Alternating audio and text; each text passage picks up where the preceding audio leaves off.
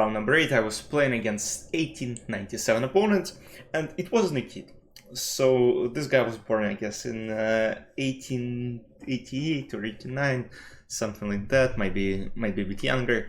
But, you know, I expected to win, honestly. I thought it's going to be an easy game, but this guy, he played a couple of good games against high-rated opponents. He made draws, so I was like, okay, let's see. And I got an extremely good position from the opening, as it seemed. So who has been following my streams knows this position. I played it a lot. If you look at my shorts feed on YouTube, on Instagram, you would see a lot of this Caro-Kann games in this specific line. Knight f5, e6, queen e2, b5. Interesting move, and that's a common theory, b3. And that's not exactly the move that is suggested in many courses, but that's the move that I eventually came up with. I saw this idea and I thought it might be interesting to play. And once again, I have beat so many good players in this line because there's a simple plan, and if black don't know how to respond, they might blunder easily. This guy played the main move, knight d5, and I started to be a bit nervous here. So the idea right now is to play knight f4 and just take the bishop. If black managed to take this bishop from the game, it will be extremely hard for me to create threats, because two bishops in the Caro-Kann, it's a great advantage. I play g3, I'm trying to avoid this f4 fork, but he could play knight b4 right now. And for knight b4, I have to kind of give up this bishop, because there is no way bishop e4, queen f5, I don't have bishop e6, because now knight protects, and I simply lose two pieces. So bishop d6, I go bishop b2, and now bishop b7. Castle, and here I finally decided to get a3 on the board just to avoid this knight b4 idea. He goes a6, and now I go c4, which I thought is a great move. And he goes knight e7, which I thought was a bit passive, because it allowed me to have some great attacking chances. So knight f6 is something that I spent a lot of time calculating. I was like, okay, should be good for black. I don't have queen h5, I don't have queen f4, there are no ideas. I plan to go something like knight g4, but again, there's absolutely nothing I can create. f5 and black are simply already, I mean, it's a bit better. The position is equal, but instead of knight f6, he played knight e7, and I played queen h5. And I played queen h5 for the reason to attack on h7. And g6 move, which he played, seems like a reasonable option, but I have a bishop on b2, I have knight on e5, and this allows me to set up a beautiful idea, because after g6 I have knight g4. And now the thing is, this queen cannot be taken because knight h6 would be a checkmate. So he has to come up with a different move, and if e5 is played, I can play queen h4 and then threaten knight f6, queen h7, checkmate. He played f6. And I spent a lot of time calculating, and I decided to troll him a little bit. I had bishop f6, because now once again, if takes knight h6 and it's a checkmate, but I'm so dumb. Rook f6, by the way, would have been the best option. I for some reason spent a lot of time trying to understand why king f7 doesn't work, but queen f7 doesn't work because I simply had queen h7. So I'm an idiot.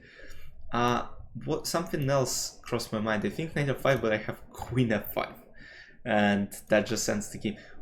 I'm trying to understand what did I see? Rook f7, I think, is what I saw, because now knight h6, king f8, and now this is under attack, so I have to play queen h4. The position is of course completely winning anyway, so e6 is a weakness. I could do whatever I want. But f6, you know, something childish played on me. I played queen g5. You know, queen on h5, queen on g5, what's coming next? And yeah, he goes bishop e5, and now I could simply take on f6. With completely winning position, yeah, looks honestly disastrous. Then I can come back bishop c3, maybe set up queen h6, queen f5, and just win the game. But I played takes and decided to go to an endgame, which is win an endgame. I'm up a pawn. Position is quite passive, but at this point I thought, okay, I won the game. But in chess, you should never think like that. Like, the game is only over when it's 1-0 on the score sheet. The game is not over right here when it's nothing. The game can end 3 different results. Rook e1 takes. My idea was not to take with the bishop, because then rook d2, but b takes e4 just to also restrict this knight on e7. And after c5, rook b1, he found a great resource, knight c6. And here I should have played rook b3 to protect this bishop, but instead I played rook b7. I also calculated bishop g6, but I think it didn't really work, or something like knight g6. So there was a line, rook b7, knight e5. Yes, I mean, that's what happened in the game. Rook d3, rook c5 is a first mistake. Rook b2 was a bit more precise option. I'm just trying to understand, like, rook f3 and he attacks here. Like, I didn't really want to play this passive position.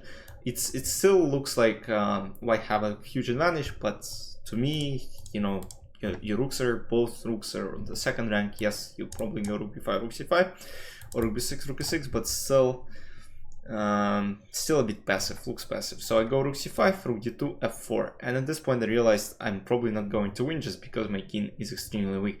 And if I go something, I don't have any other move other than f4, otherwise it's just bad. I could play rook c7, but unfortunately rook f2, and now I have to make and go for this position where, again, I'm up opponent this moment, but he will take this one, and this will end in a draw. f4, rook a2, rook c7, rook d8, rook g7 check, rook gf7. So computer says I still had some chance after rook b1, but again, like, yeah, now I don't allow rook d2 because rook b8 will be checkmate in 2, but still, yeah, still passive. That's what I didn't like about this one. So rook g7, rook f7, I try to take this one, rook d3, protect the pawn, but there is absolutely nothing I can do. I could reach no progress, and soon we agreed to a draw. Yes, I was a bit disappointed with the result because I was playing with white pieces against slower rated opponent, but yeah, should have converted, should have been more careful, and I wasn't. And then another great example of why you should never be relaxed, even being a pawn up, even having complete domination over your opponent, you still gotta make sure you have this one in the score sheet. And I just relax a little bit and you see what happens. 5.5 after 8 rounds, and this was the conclusion of day number 2.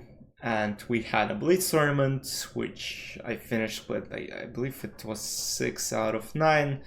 So yeah, I finished like maybe number 19th or something, or maybe even out of top 20.